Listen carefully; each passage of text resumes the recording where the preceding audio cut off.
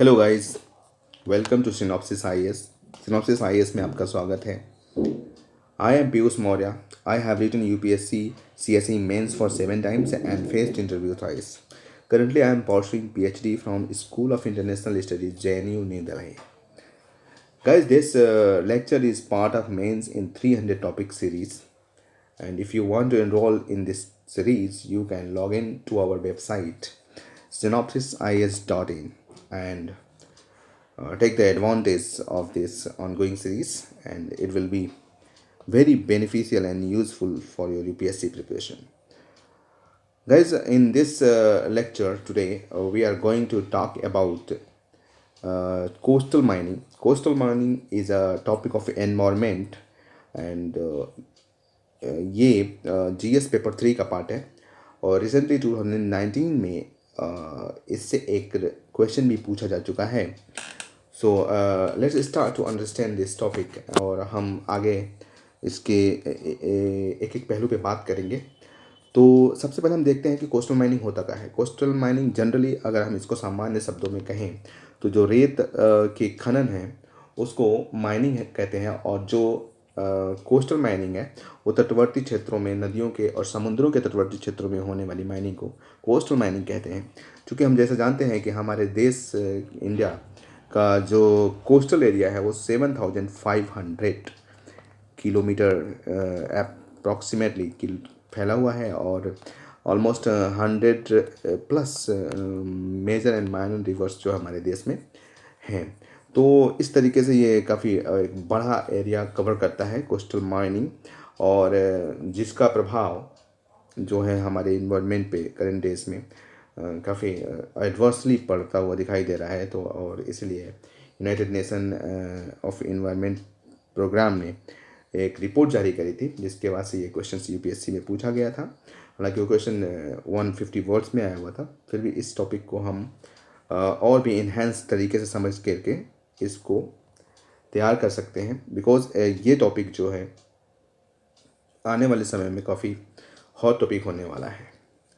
Coastal mining में जो खनन किया जाता है, जो वो बीचेस पे, इनलैंड ड्यून्स में, जो नदियों के किनारे जो ड्यून्स होते हैं उस पे, और ओशन बेड्स, समुद्र की तलहटी और नदियों की तलहटी से किए जाते हैं। इनका उपयोग मोस्टली जो है infrastructure, manufacturing and cement factories and concrete factories में किया जाता है। कुछ कोल्ड रीजन्स में भी इसका उपयोग किया जाता है, जैसे कि जो सड़कें होती हैं वो सर्दियों के मौसम में फ्रीज हो जाती हैं, जम जाती हैं, और आइस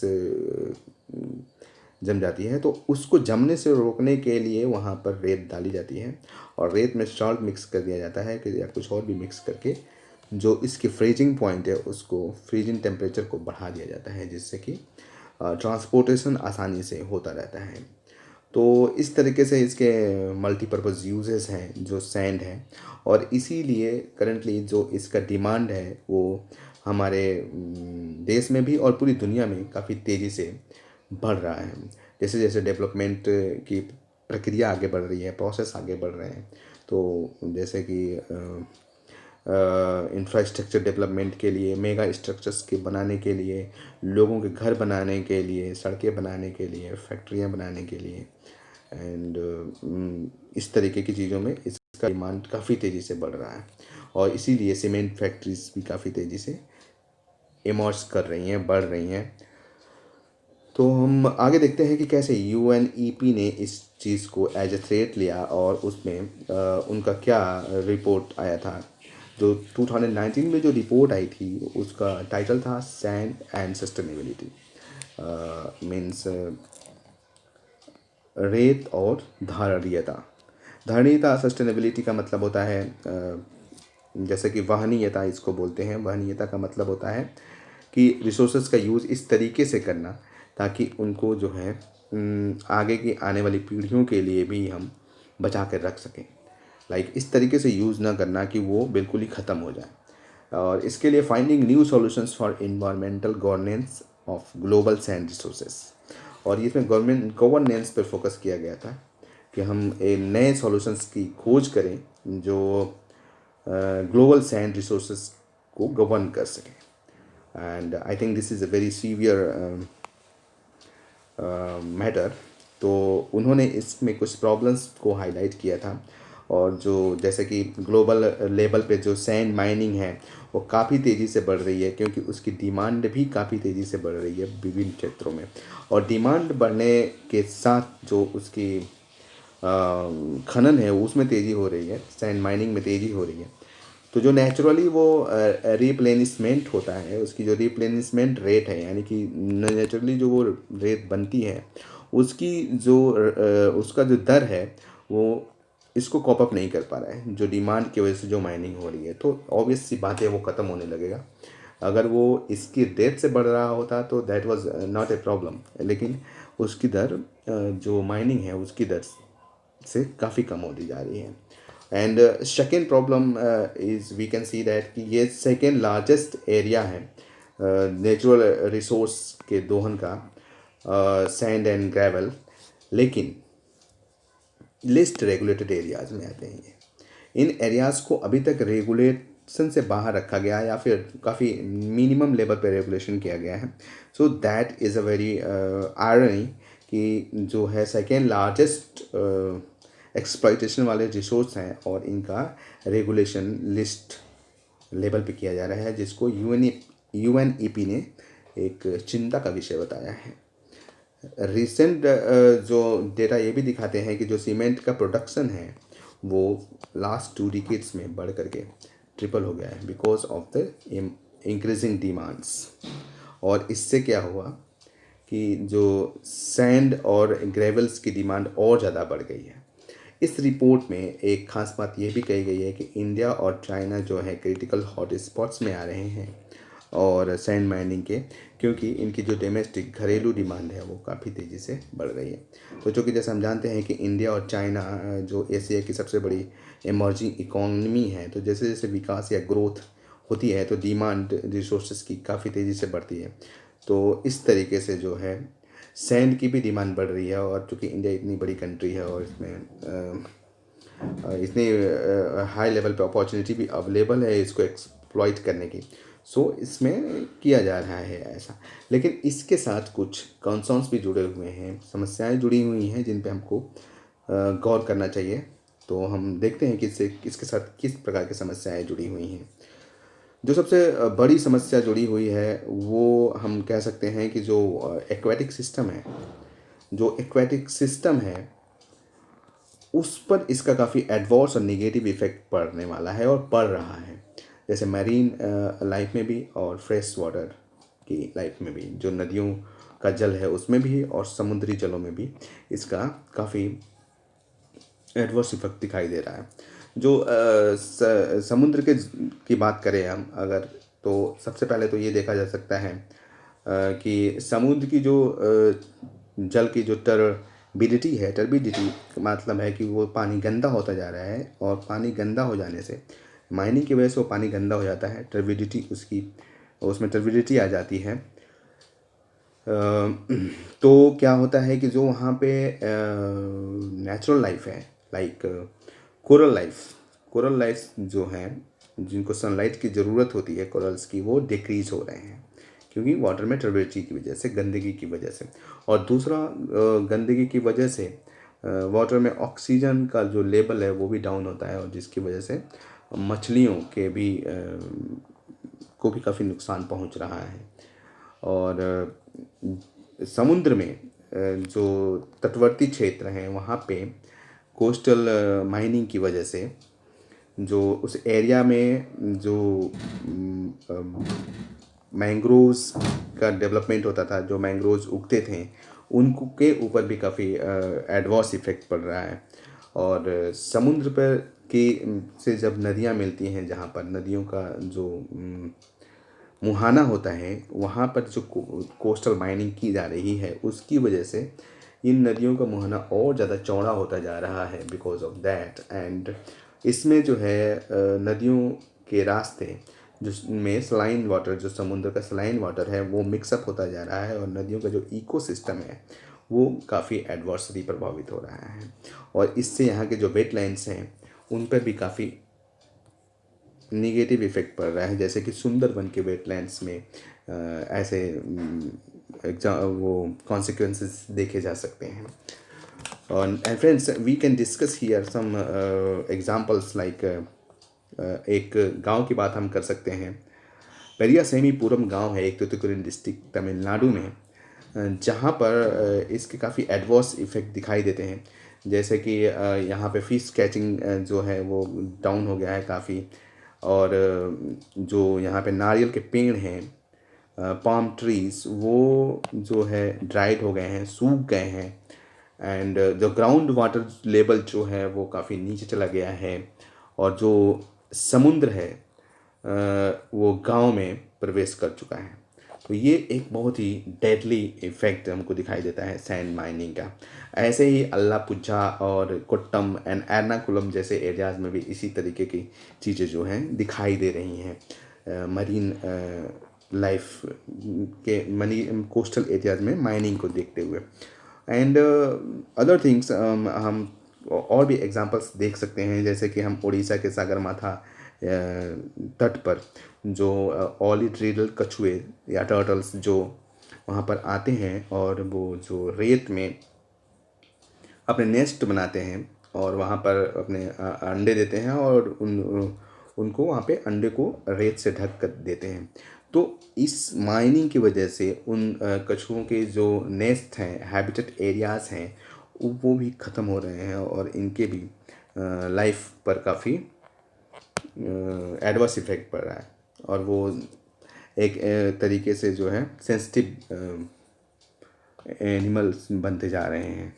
तो ये मरीन लाइफ में जो है इस तरीके के प्रभाव दिखाई देते हैं। अगर हम बात करें फ्रेश वाटर की, तो फ्रेश वाटर में भी इसके काफ़ी एडवर्स इफ़ेक्ट हैं। जैसे कि नदियों के सी वेट्स के खनन की वजह से जो है नदियों और गहरी होती जा रही हैं, और जो है या तो चौड़ी होती जा रही हैं, और जो फ्रेश वाटर है वहाँ पे पानी जो है वो सूखता जा रहा है।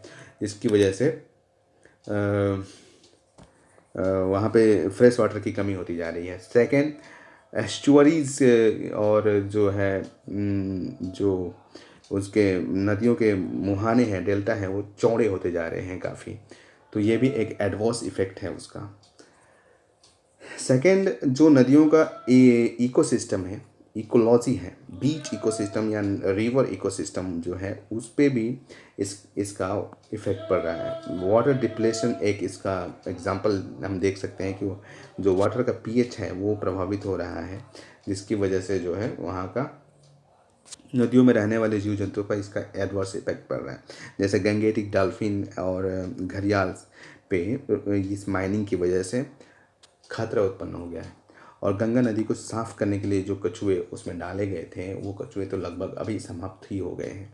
तो ये एक माइनिंग के एडवर्स इफेक्ट, इतने डेंजरस इफेक्ट है जो हमारी पूरी बायोडाइवर्सिटी को तहस नहस कर सकते हैं।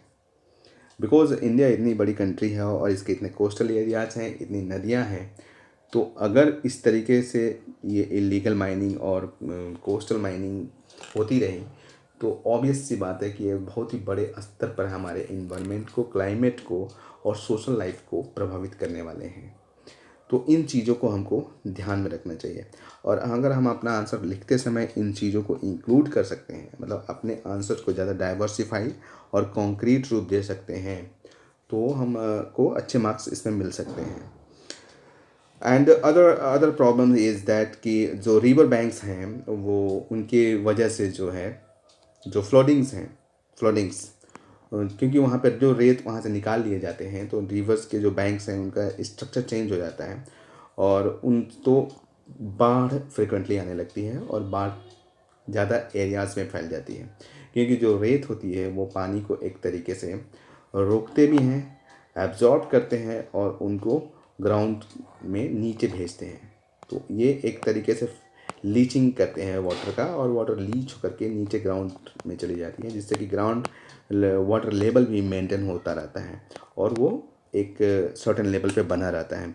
तो इसकी वजह से जो है ग्राउंड वाटर लेवल भी नीचे जा रहा है।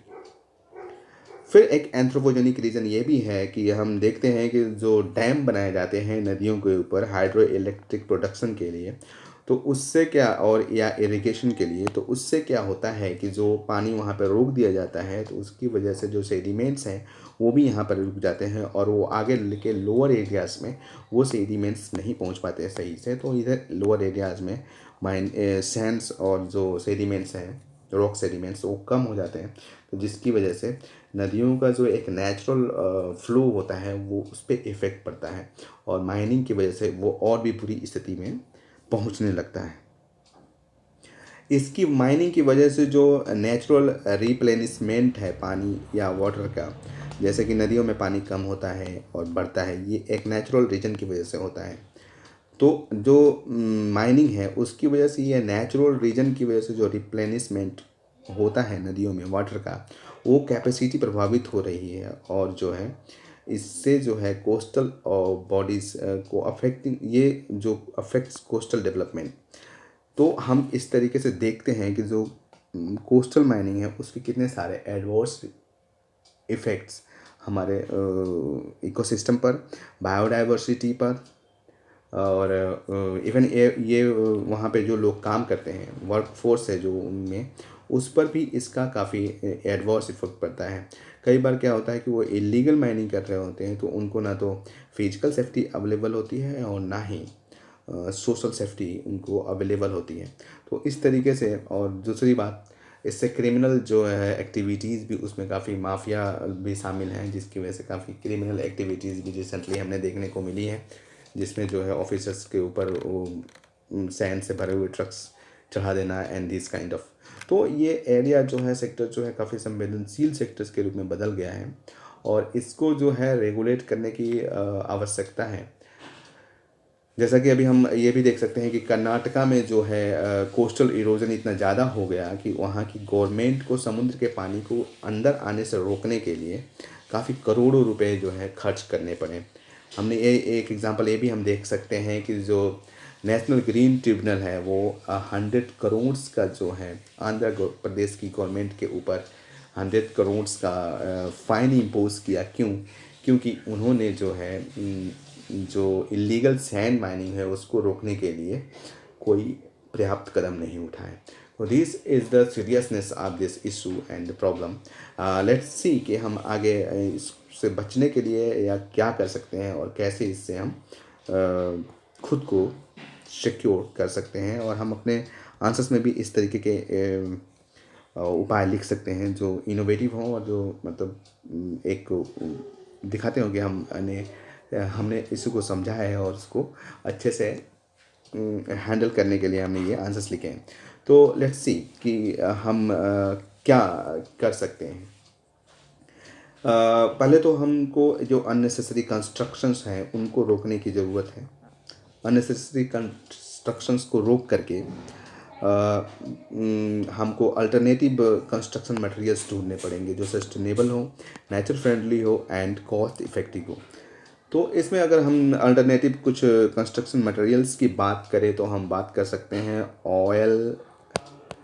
ऑयल पाम सेल्स की बात कर सकते हैं, और साथ ही हम बात कर सकते हैं बॉटम एस की बात कर सकते हैं। बॉटम एस फ्रेंड्स उसको बोलते हैं जो डीप थर्मल जो प्लांट्स होते हैं उसमें जो कोयले को जलाया जाता है तो उससे जो एसिड्स निकलते हैं, जैसे वो ग्रेनल्स में होते हैं कोयले के, उनको भी हम एक तरीके से अल्टरनेटिव सैंड्स के रूप में यूज़ कर सकते हैं। तो oil palm sales and bottoms को हम एक तरीके से अल्टरनेटिव कंस्ट्रक्शन मटेरियल के रूप में यूज़ करके इसको सैंड से रिप्लेस कर सकते हैं। और जो सबसे मोस्ट इम्पॉर्टेंट थिंग है वो है रेज अवेयरनेस, क्योंकि जो लोग इस मटेरियल का यूज़ करते हैं उनको ये रिसोर्स तो चीप लगता है, सस्ता लगता है, लेकिन इनको ये नहीं मालूम होता है कि ये लिमिटेड होता है और इसीलिए वो उसको बुद्धिमानी से यूज़ नहीं करते हैं। उनको बुद्धिमानी से यूज़ कराने के लिए उनको अवेयर कराना ज़रूरी है कि आप जिस मटेरियल को यूज़ कर रहे हो उसके पीछे की कहानी ये है और वो इस तरीके से हमारे एनवायरनमेंट को, बायोडाइवर्सिटी को, इकोनॉमी को, सोशल लाइफ को प्रभावित करती है, कर सकती है और बड़े लेवल पे। तो लोगों को अवेयर करना भी एक नीड ऑफ आवर है। And at the last we can say that कि पॉलिसी लेवल पे इसका प्रॉपर डिसेंट्रलाइज्ड प्लानिंग होनी चाहिए, यानी विकेंद्रीकृत प्लानिंग होनी चाहिए, योजना होनी चाहिए जिसमें लोकल कम्युनिटीज़ को भी शामिल किया जाए, रिसर्चर्स को भी शामिल किया जाए जो इस एरिया के बारे में अच्छे से जानकारी रखते हों, और उनके सहयोग से पॉलिसी बनाई जाए, नीतियाँ बनाई जाएँ और इस समस्या से निपटा जाए। So thank you so much guys. I hope कि हमने इस टॉपिक को अच्छे से समझा हो, और हम फिर मिलेंगे एक नेक्स्ट लेक्चर में एक अलग टॉपिक के साथ। Thank you so much.